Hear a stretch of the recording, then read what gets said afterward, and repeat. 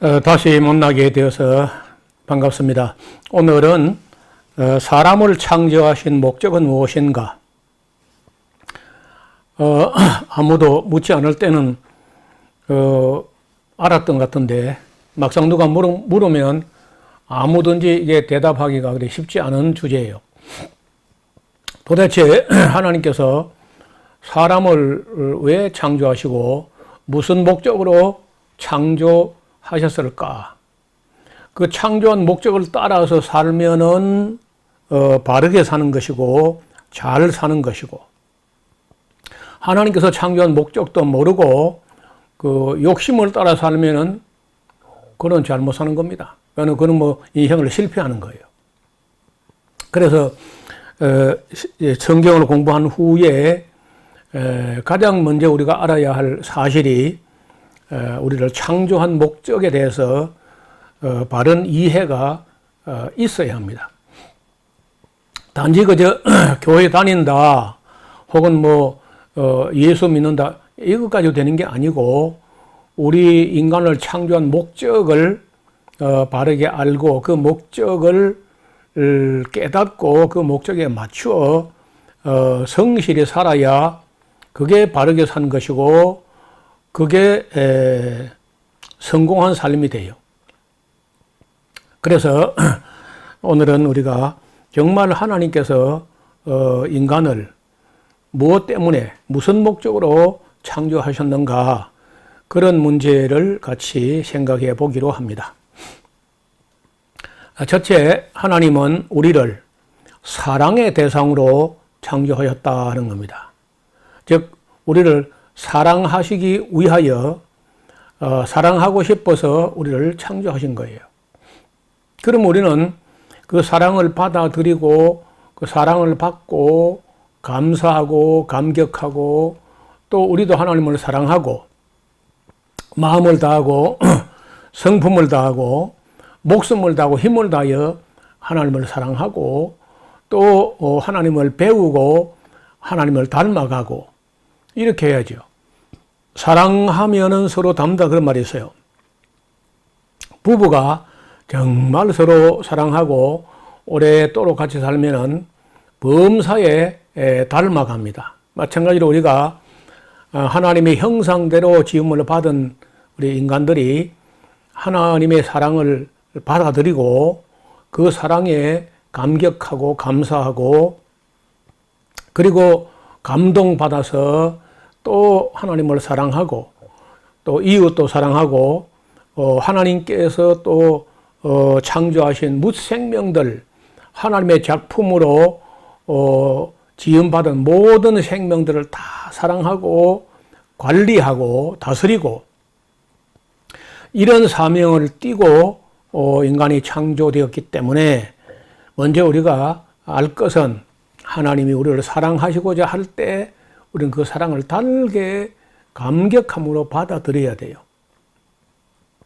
우리가 하나님을 믿는다 혹은 예수님을 믿는다 할 때 그분이 우리를 사랑하시는 줄을 믿는 거야. 하나님 뭐 계신 거 믿는 거 그 믿음 아니야. 그거 갖고는 안 돼. 바리새인들도 하나님 계신 걸 믿었습니다.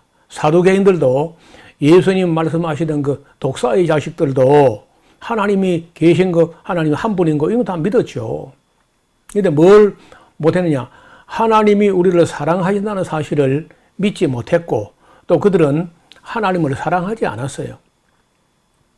아무리 하나님 계신 거 인정한다 손 쳐도 하나님을 사랑하지 않으면 아무것도 아닙니다. 예수님께서 그 바리새인들 보고 요한복음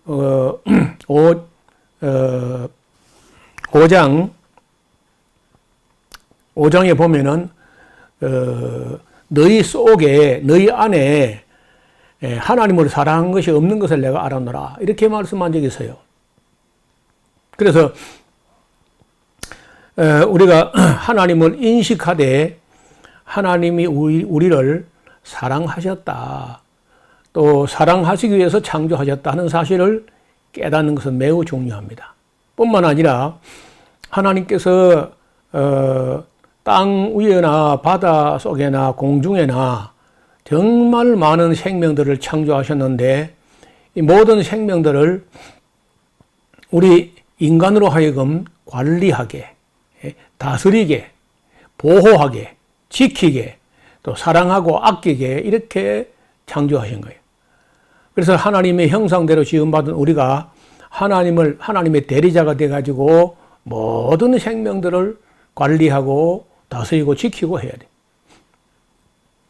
그리고 세 번째는 우리가 하나님 나라를 위해서 창조하셨습니다. 하나님의 나라는 이 땅에서 끝나는 게 아니에요. 이 땅에서는 그저 하나님 나라에 대해 조금 배우고 또 하나님 백성으로 조금 훈련받고 그리고는 우리가 그 영원한 하나님 나라, 다른 말로는 천국이라는데 그 천국에서 하나님 백성 되기 위해서 우리가 창조된 겁니다.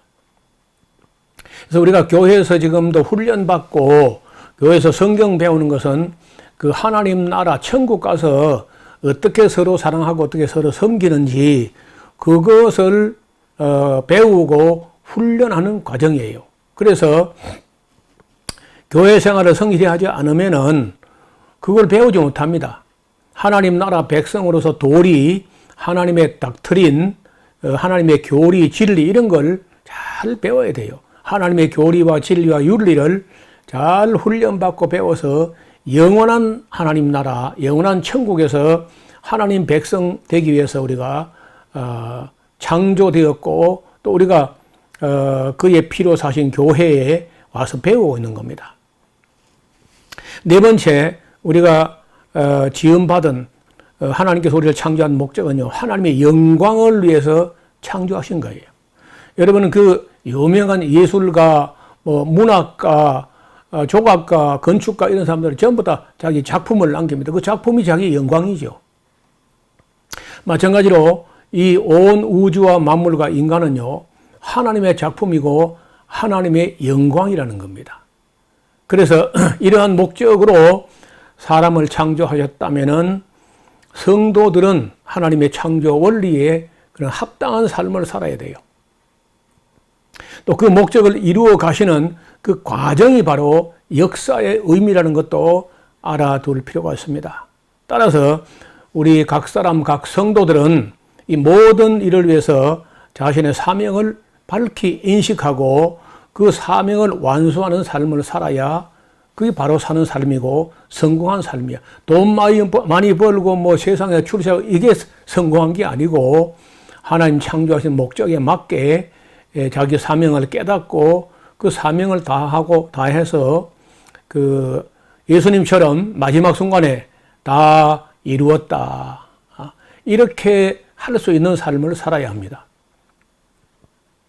사람이 이 세상에 뭐 잠깐 70년, 80년 혹은 뭐 100년을 산다 할지라도 그거 살다가 허무하게 죽는 게 인생이 다가 아닙니다. 세상에서 잠깐 사는 것은 영원한 나라에 들어갈 사람들을 선별하고 교육하고 훈련하고 다듬는 그런 과정이라고 할 수 있습니다. 따라서 우리가 이 세상에서 때로는 고난도 당하고 어려움도 겪지만은 그런 것은 장차 우리에게 나타날 영광하고는 비교할 수가 없습니다. 사도 바울이 로마서 8장 18절에 생각컨대 현재의 고난은 장차 우리에게 나타날 영광과 좋게 비교할 수 없다. 이런 말씀을 하셨어요. 그리고 고린도전서 15장 58절에 바울이 말하기를 그러므로 내 사랑하는 형제들아 견고하며 견실하며 흔들리지 말고 항상 주의 일에 더욱 힘쓰는 자들이 되라. 이는 너희 수고가 주 안에서 헛되지 않은 줄 알미라.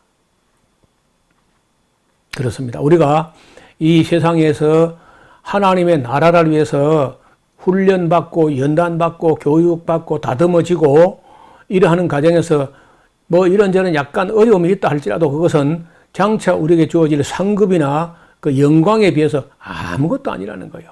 그래서 조금 어렵다고 해서 그거 노발대발하고 하지 말고 그 장차 영광하고는 비교 안 되는 거니까 잘 참고 인내하여 그리고 착하고 충성되게 이 사명을 다하여 주님 앞에 섰을 때 우리 모두가 칭찬과 상급이 있고 또 영원한 나라에서 하나님 백성 될 수 있기를 간절히 바랍니다. 오늘은 여기까지 말씀드리겠습니다. 감사합니다.